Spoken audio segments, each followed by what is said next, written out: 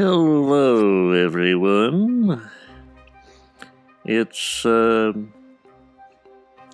Cultist back again with another, what do you call it? Logic video? Here's an example of the logic I created in the background. I'm not going to be getting to that right away, though. We've also got this fella here, but today we're working on, what do you call it? Camera, lock-on camera that can be blocked by walls, as requested by one of our audience members.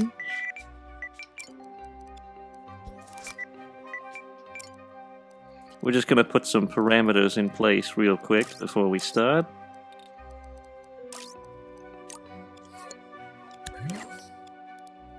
Looks like we're good.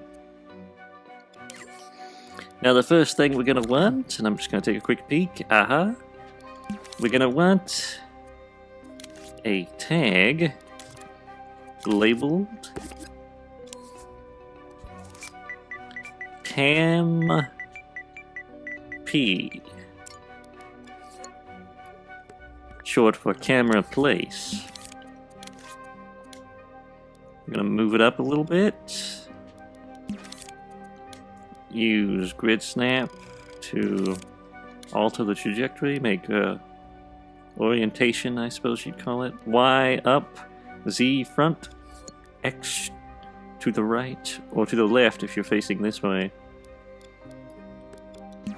And we're going to create a sculpt, a simple blue cube. Press stamp shape. Make sure that mirror mode is on.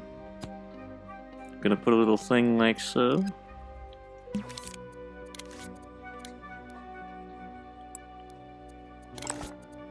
To indicate which way is the front.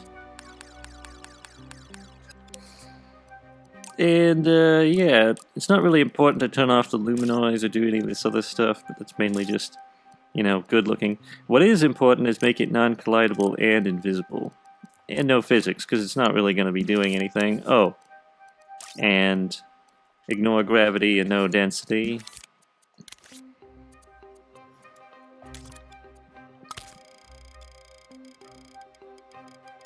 And we'll just stamp out this little chip here, make it blue, and label it Cam Log, short for Cam Logic.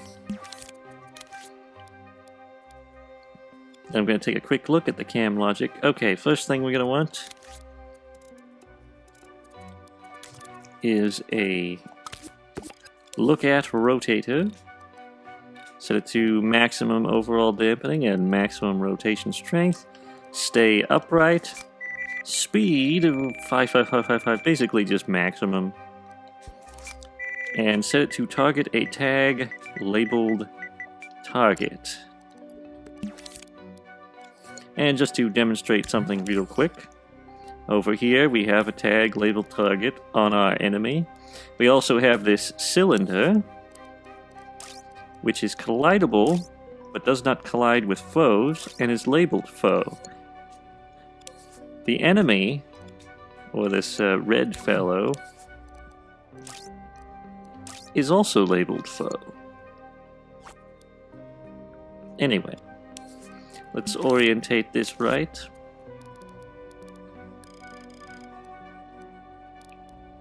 There we go. Now immediately copy out another one. You're probably just a tiny bit confused as to why we have two, but it'll make more sense. And we're going to have this selector hooked up to one, and B hooked up to the second one. Now to explain real quick why we have two. One of them is for when the camera isn't active. I find it's much better, it's much more, shall we say, it's smoother when you have two of these operating. Like when you have it already pointing at the enemy and then the camera turns on, the transition's much better than if it suddenly snapped into place and jerked the camera around. And this one will go active when you're actually locked on, so Yeah, it's just a little bit smoother that way. And next thing we're going to want, looking at the logic across the way, is a teleporter. Do not put on match orientation. Just leave everything as is and make it follow a tag called cam P. Make sure it's capital or lowercase if you prefer, but you gotta get the case right, otherwise it won't match the tag we created earlier. Alright, it's working as intended. That's good. Now the benefits to having a teleporter is you can have things in a fixed location, like where a tag is, for instance. But if you don't put on match target orientation, it can rotate in any direction and basically just, you know, freely move while also being in a certain position, like a turret, you know? Like it's gonna stay exactly where the tag is. We're gonna turn off Y strength for these so that it can't, the camera cannot focus up and down. You possibly could add that, but I'm just not doing that for now. Next, we're going to take out a little node, and we're going to stick him here in move to next output. That is correct. And the button we're going to be using for lock on, you could really use anything. I'm going to be using R3.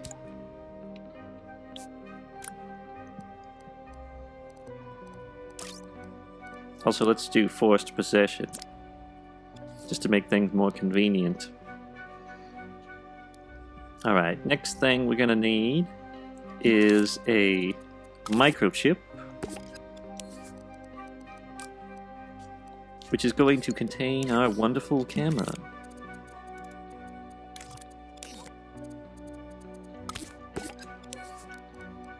And we're going to leave it on smooth, and we're going to set the transition time to 0.4. Hide imps, but do not turn this on. That would disable controller sensor input, and we want our controls working when this thing is active. Next, I guess we could set the position. Just unpause with R3 so that the teleporter will move into position.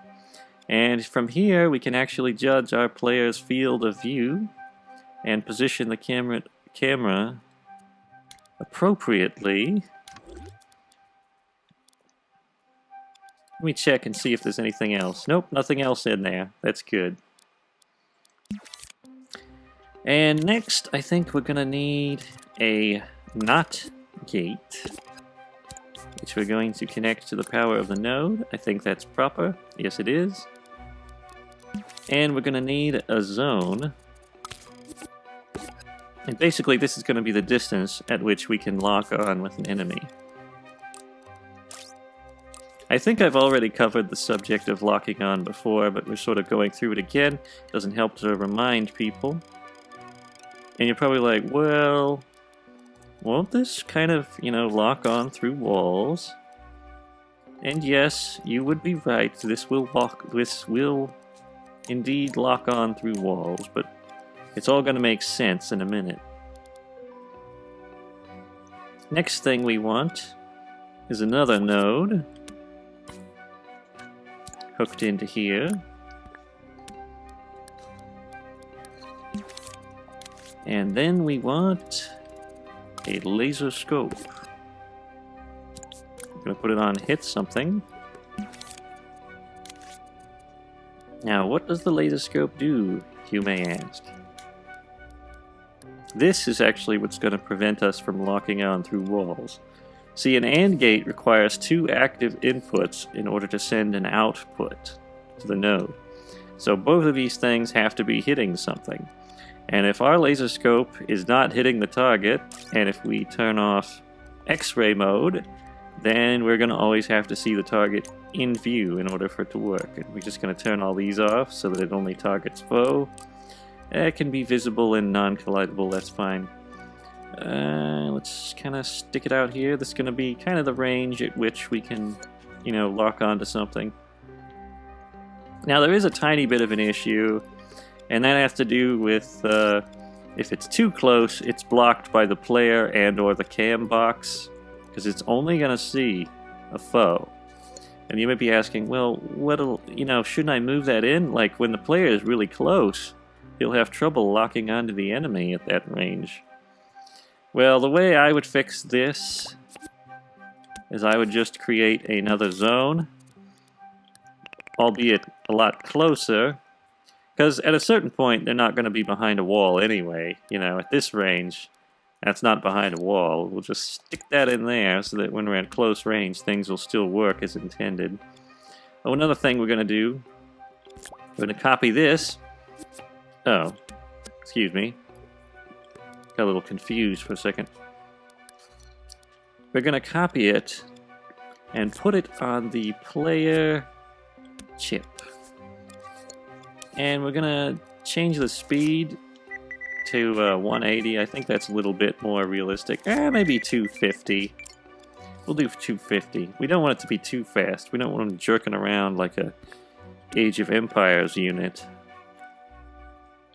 Anyway. And we're just going to take B output, and basically this is just going to make the player face the direction we want him to face, which is towards the target, because even though the camera is going to be facing the target, the player isn't. Another way you could do this is you could go in here and set turn towards to go after target, and you could just connect the B output to this input. However, I do not favor this method because there's a lot of instances in which you want to use turn toward for other things, and you want to know, specific targets, because there's a difference between locking on to an, like a target, like an enemy and an NPC, or, anything that you want to turn towards. So I would keep that open for other things, personally. Also, we can connect the B output to the camera now. Camera will automatically snap into place when we're ready. Alright, is there anything else that we require? Oh yes, we will be needing a NOT gate. And we're going to connect it to the A output, and all this is going to do is when we're not able to lock on to something, it's automatically going to transition back to the normal, non-targeted camera. And I think we're pretty much ready. I think we got everything in place. Now we're going to test this, of course. Let's go ahead and unfreeze the ground.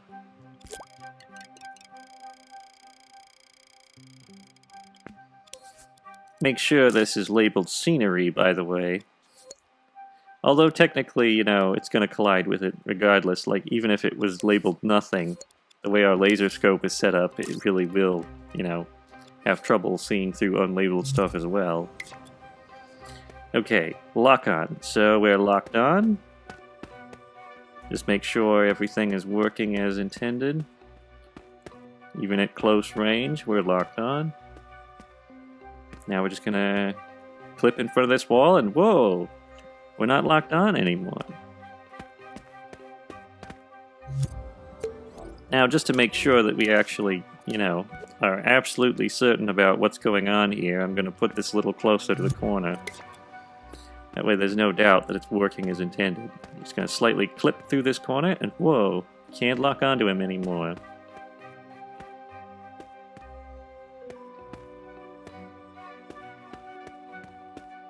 Anyway, that's a lock-on camera for you. That is stopped by walls, that is. Thank you to everyone for watching. And now we're going to give a quick shout out to our monthly supporters on Ko-fi. All the people who keep us gainfully employed. There their names go. And that's all. If you enjoyed this video, don't forget to leave a like and subscribe to the channel. And don't forget to ring the notification bell so you never miss another video. If you wish to support our earnest insanity, you can check the links in the description to donate or buy merch. Until next time, goodbye.